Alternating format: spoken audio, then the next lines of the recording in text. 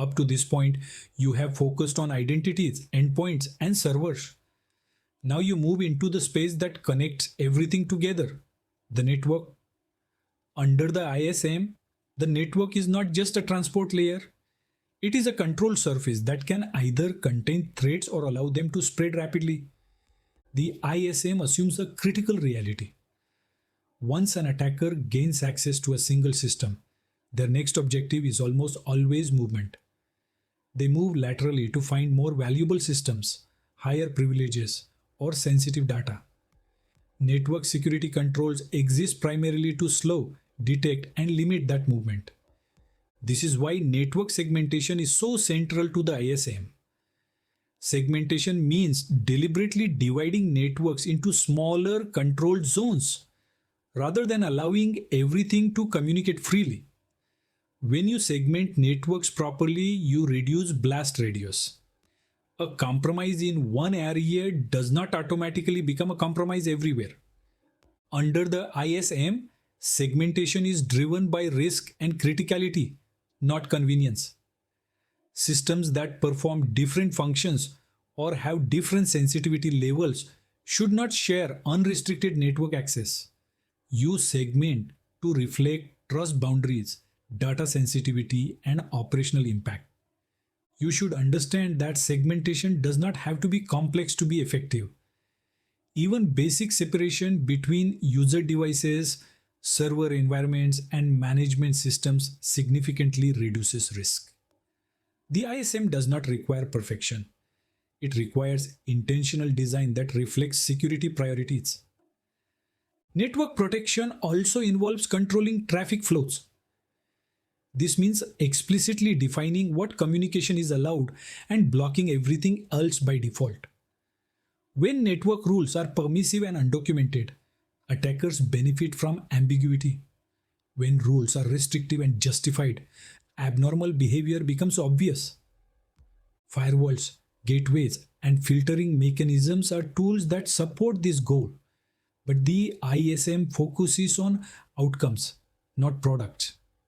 What matters is that only authorized necessary traffic is allowed to pass between systems and that this traffic can be inspected where appropriate. Another critical aspect of network security under the ISM is monitoring. Networks generate valuable signals about what is happening across systems. The ISM expects organizations to collect, analyze, and retain network-related security events so that suspicious behavior can be detected early. Monitoring is not about watching everything equally. It is about visibility where risk is highest. High-value systems, external connections, and privileged network paths deserve closer attention. Effective monitoring turns networks into sensors rather than blind pipes. Network monitoring also supports incident response. When something goes wrong, network logs help you understand how an attacker entered, where they moved, and what they attempted to access. Without this visibility, response becomes guesswork.